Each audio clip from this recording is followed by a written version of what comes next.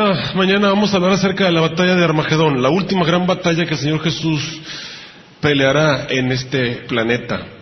El nombre Armagedón ha sido título de juegos de Nintendo, películas, todo tipo. El nombre Armagedón, así los nombres rimbombantes, sobre todo a las personas les gustan, sobre todo cuando tienen que hablar acerca de cosas apocalípticas o quieren llamar la atención de la mente de las personas.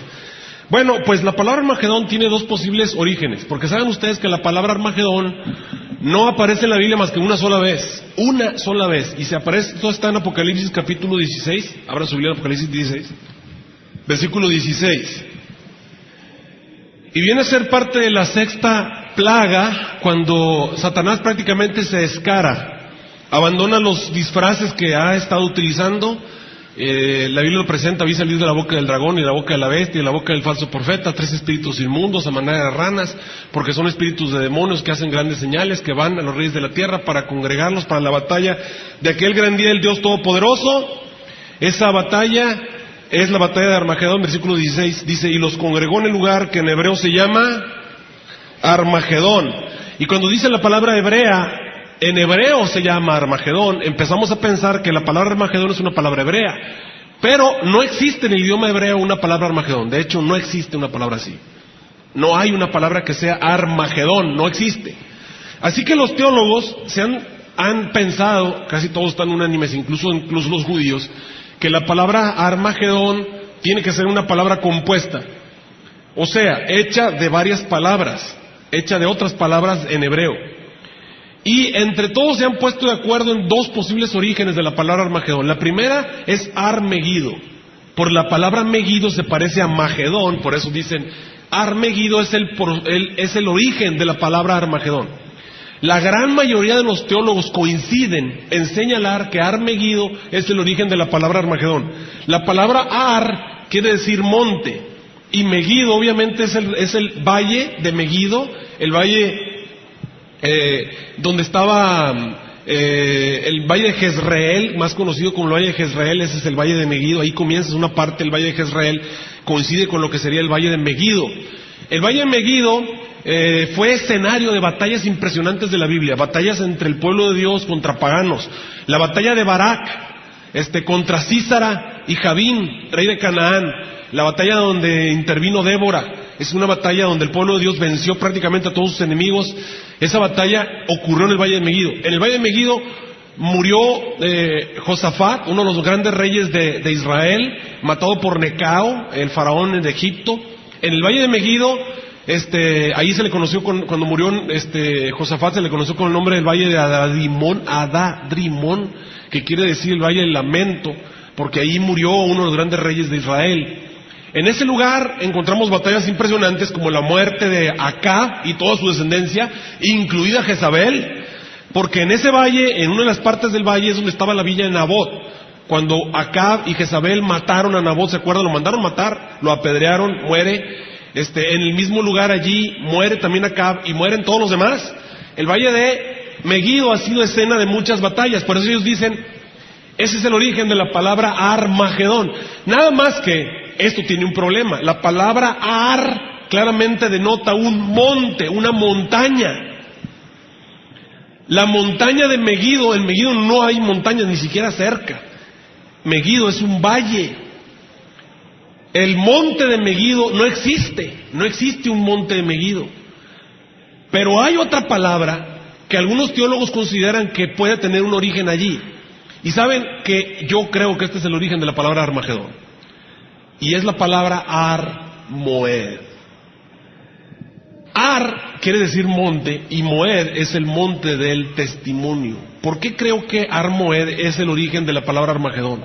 Porque si ustedes han venido esta semana conmigo, se van a dar cuenta que Ar-Moed es el monte de Sión. ¿Y qué cosa hay en el monte de Sión? ¿Qué cosa hay en el monte de Sión? Hay la asamblea más importante del universo. Y saben que la palabra Ar-Moed aparece vez tras vez en la Biblia, vez tras vez, para referirse al monte de Dios, al monte donde Dios vive, al monte donde Dios mora. Ya sabemos que en el monte de Sión está la asamblea, ya lo leímos allá en Hebreos, ya lo leímos también allá en en el libro de Salmos, vimos que el Señor convocó los cielos de arriba, sabemos que es una asamblea importantísima, ahí se reúnen los grandes dirigentes del universo, es la Cámara de Senadores y Diputados del universo, es la cámara más importante, allí es donde se hacen las decisiones que atañen a todo el universo, ahí está el santuario, ahí se realizan todas las decisiones importantes, allí entró el Señor Jesús para ser nuestro representante. Ahora lo importante es que en ese monte de Sión está el trono de Dios. Miren, abra su Biblia en Salmos, Salmo 48, versículo 1 y 2, y miren hacia dónde se encuentra. Grande es Jehová y digno de ser en gran manera alabado en la ciudad de nuestro Dios, en el monte de su santuario. ¿Qué creen que dice ahí la palabra el monte de su santuario? Traducido santuario, en hebreo es la palabra Ar Moed. Donde ustedes ven allí, en la ciudad de nuestro Dios, en el monte de su santuario, si ustedes lo leyeran en hebreo, diría en Ar Moed. Ar Moed. El monte de su santuario, hermosa provincia, el gozo de toda la tierra, es el monte de Sión. El monte de Sión es Ar Moed. Sigo leyendo. A los lados del norte, la ciudad del gran rey. ¿Hacia dónde está el monte de Sión? Hacia el norte. Bueno, déjame decirte algo acerca del monte de Sión. El monte de Sión es el lugar donde se encuentra el trono de Dios. El monte de Sión es un lugar que se encuentra lejísimos de nuestra galaxia. Hay que abandonar nuestra galaxia, hay que entrar por la constelación de Orión y hay que pasar a ese tercer cielo y llegar a donde Dios se encuentra. Ahí está un recinto gigantesco donde se pueden reunir millones de personas. Allí está el mar de cristal. El mar de cristal viene a ser una especie de pantalla. Como ustedes ven en la Biblia, en Apocalipsis, el mar de cristal es una especie de reflector. Allí se puede ver a personas que están en la tierra. Se los ve alabando, se los ve haciendo cosas allí sobre el mar de cristal. Evidentemente, allí el Señor presenta delante de los seres del universo los momentos cumbre, momentos vitales, momentos claves de la historia, para que ellos puedan compararlos y verlos allá arriba, en la asamblea del monte de Sión. Es allí donde se vindicó el lugar santo, donde se consideró que estaba de acuerdo el plan de Dios para salvar, y es allí donde el 22 de octubre de 1844 el Señor Jesús pasó a la segunda etapa de su ministerio, que sería el juicio investigador, cuando el Señor Jesús comienza a conseguirnos visas y pasaportes. Ahora, es allí donde se han tomado las decisiones que atañen a cuestiones del universo, que tú y yo no conocemos porque no conocemos el universo. Es ahí donde el Señor Jesús se reúne. Ahora, es allí donde el trono de Dios se presenta y donde Dios se manifiesta con su gloria. Como la presencia de Dios es fuego consumidor, Dios ha creado un tipo de seres que se llaman ¿cómo? Querubines, o se llaman serafines. Los querubines, a diferencia de los ángeles, no son seres así vaporizados como en una especie de espíritus. Ellos tienen cuerpo, tienen capacidad de tapar con su cuerpo, bloquear la gloria de Dios. Tienen 6 alas, de acuerdo a lo que podemos entender. 6 alas, con 2 vuelan, con 2 cubren sus propios cuerpos y con otras 2 cubren la gloria de Dios. Son varios, no sabemos cuántos son, sabemos que son más de 2. En la Biblia no se nos dice un número acerca de los querubines. La tradición judía dice que son 7, posiblemente. No son muchos. Los querubines hechos por Dios fueron hechos tan inteligentes que siguen a Dios por donde quiera que vaya. Ya leímos eso. Andan a manera de relámpagos de aquí para allá. Son intuitivos, saben hacia dónde se va a mover el Señor. Lo andan siguiendo. ¿Para qué lo siguen? No para proteger a Dios, porque Dios no necesita protección. Dios es indestructible, es inmortal. Ellos siguen a Dios para proteger a las criaturas de la presencia de Dios. La presencia de Dios es fuego consumidor. Y si Dios no tuviese algo que tapase su gloria, automáticamente los seres humanos serían, o los seres que son creados, serían extinguidos, destruidos, deshechos, desintegrados por la presencia de Dios, por su magnificencia y por su gloria. Ahora, quiero que abran su Biblia por un momento en el libro de Isaías.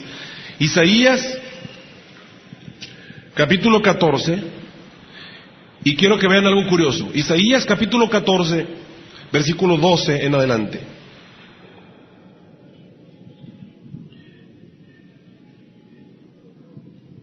El enemigo de Dios, cuyo nombre no es el diablo ni es Satanás, esos son sus apodos, como lo hemos dicho esta semana, se llama Lucero o Lucifer en el idioma en el que aparece en la Biblia.